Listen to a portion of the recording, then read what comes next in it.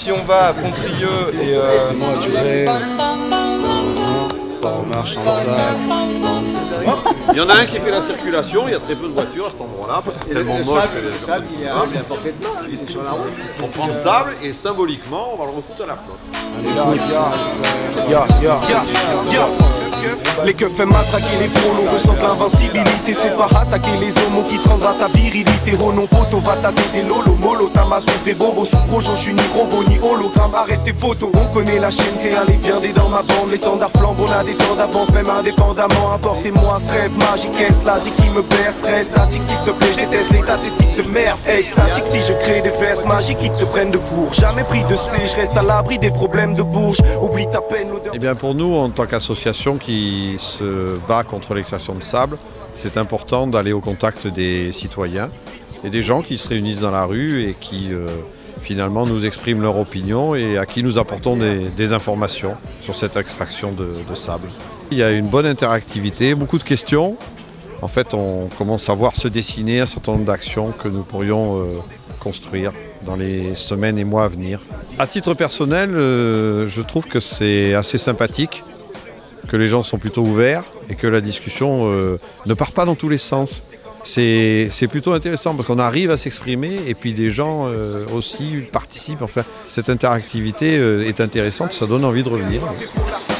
Passe les dollars vite, capitaliste extrême, trafic à l'ISM. Bref, des connards finis, c'est pour tous mes zonards timides. Faut tenir le dream. J'écris l'histoire, mais après faut tenir le titre. Tu biches, envole-toi dans les nuages. MC Grasse Mat, rendors-toi dans le climat. Le bon la verre, bouge la tête, on trouve le rêve, plus de même. Depuis que j'ai appris que les Nord-Coréens venaient maintenant travailler dans les chantiers navals polonais, c'est possible.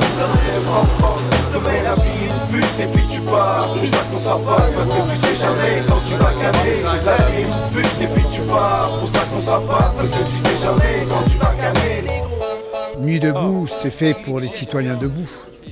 Bah, nous étions là. C'est fait pour les voix debout. Bah, nous étions là.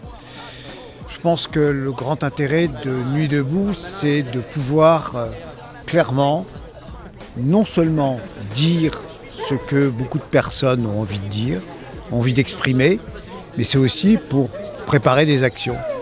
Dans un monde où les injustices pleuvent de plus en plus, on voit bien qu'à Nuit debout, il y a des frustrations qui se libèrent et qui peuvent effectivement déboucher sur des actions. L'essentiel, c'est que ces actions restent quand même fortes, mais jamais violentes. Et donc Nuit debout, c'est aussi un creuset pour des actions futures. Ce que je dis pour le problème que nous présentons est valable pour tous les problèmes. Donc je ne vois pas pourquoi je ne viendrai pas sur un autre thème, à condition que je sois disponible. Mais autrement, il n'y a pas de problème, bien sûr. Oui, le principe est une bonne chose.